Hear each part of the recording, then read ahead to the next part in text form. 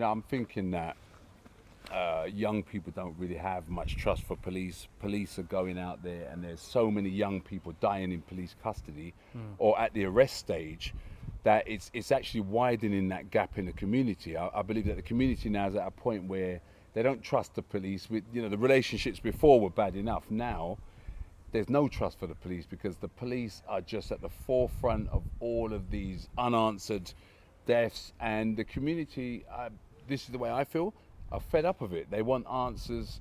They want to know, is this the way forward? Is this it now? Police are just going to start going out and aggressively arresting people, and then there's, by misadventure or whatever, they may end up dead, and then that's it. It's just done like that. And I just believe people are at the stage now where they're not going to accept that anymore, and so the ties need to change. But in order for that to change, we have to start looking at our young people and how they're conducting themselves, because they're conducting themselves in a manner that the police are looking at them as these aggressive little young, quote, black boys that are just responsible for everything that goes on.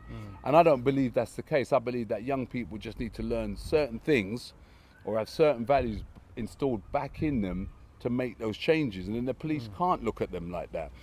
And so, just I'm just trying to find out where we can do this. How can we do this? Because I know you're a community leader. You work with these young people.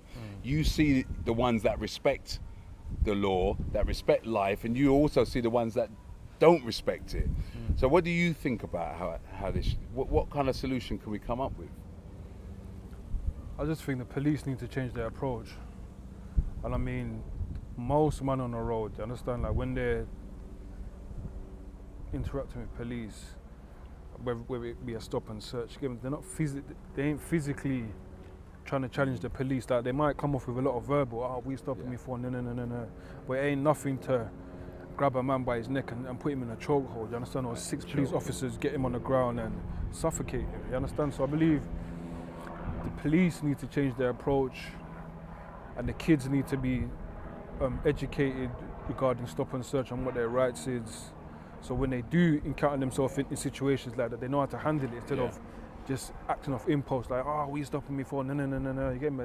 When they learn to ask the right questions, obviously everything works hand in hand. You get me? Like if I give you aggression, you're going to give me aggression back. Yeah. But I mean, if a youngster gets stopped, you get me? Like, excuse me, sir, can you stop there? And a kid stops, and he's just acting calmly and obviously complying with whatever the situation is. I believe after a time, you understand, you get me, like police would change their approach. You get me? I think it's very important that they check, because it's where we are now. I mean, even the killing the other day, they call it misadventure. Even that what happened the other day. The community is at a point now where, because you saw the reaction, they got up and they were rioting. I don't believe that's a solution. I don't believe that works, and I believe it just kind of takes away from what the police have done, because now we're looking at rioters.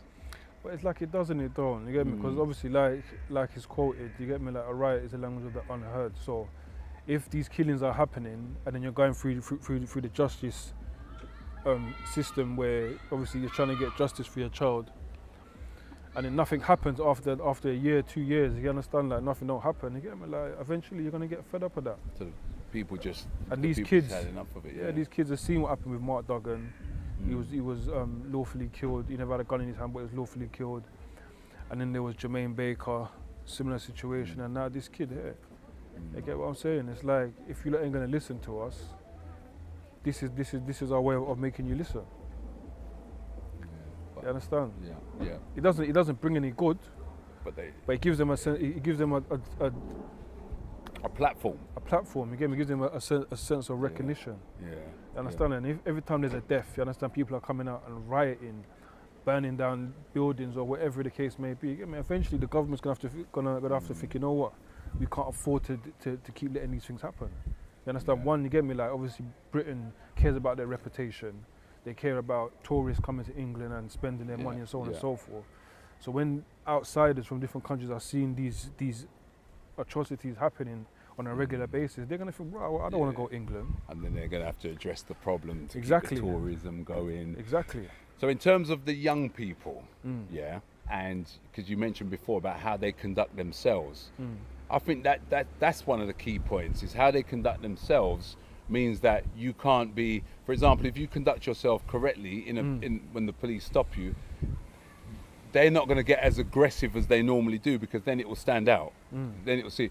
So young people need to learn how to, first of all, conduct themselves when they get pulled over, because that's the key. They need to know their rights. They need to know what the police are, what they can do and what they can't do. And I think a lot of young people are caught in that place where they're not quite sure. So they become aggressive, and then the police become aggressive back, and then we end up with some of the stories that we see in the news now. So if you had something to say about how young people can become more respectful, what would that be?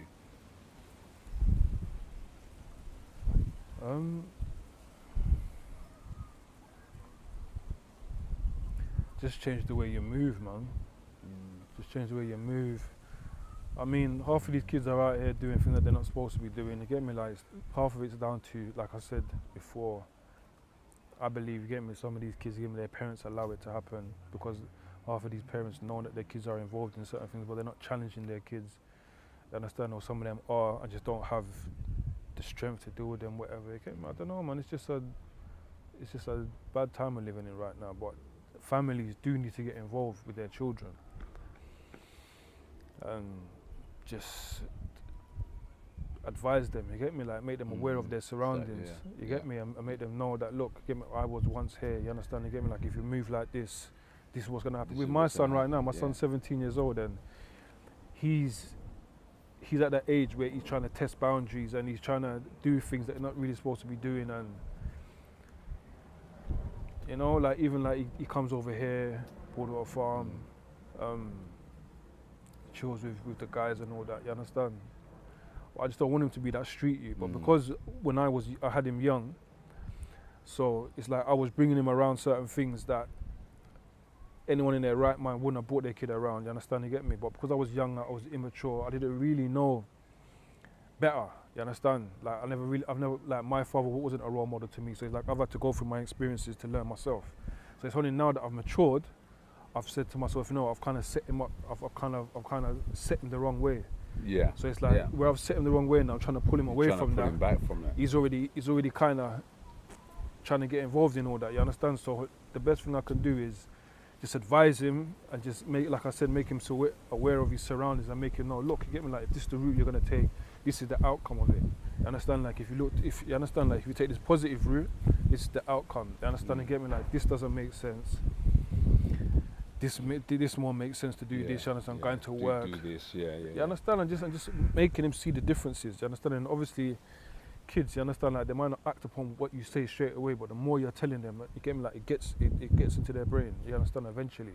And they start going through things and they start remembering, right, my dad told me this, you know. So they start falling back from that a little bit, and you understand? Like my son come up to me the other day, saying like, Dad, can you help me with a CV? You understand? You get me? So I know to myself, support them like that. Yeah, so I know to myself, you understand, you get me, like he's thinking about his life, you understand, you get me, and what makes sense from what don't make sense. Or him coming to me and asking me, can you help me with a CV? That's showing me that he wants to go down a certain road. He's not really trying to do this street thing, and that's what we need to do, man. Just get involved in our kids' lives, man, and just help them. They're babies, you understand, and babies, they make mistakes. But you can't give up on your kids, you get me, as soon as they make the first 2-3 mistakes. You just give up on them and move on. You understand? Like parenting is a repetitive thing. You understand? You get me? And you find yourself repeating yourself, saying the same old thing, but eventually they get it, man. They get it. So you have to just keep on. And that is an experienced father. We're both experienced fathers, aren't we? We're both out here doing this thing.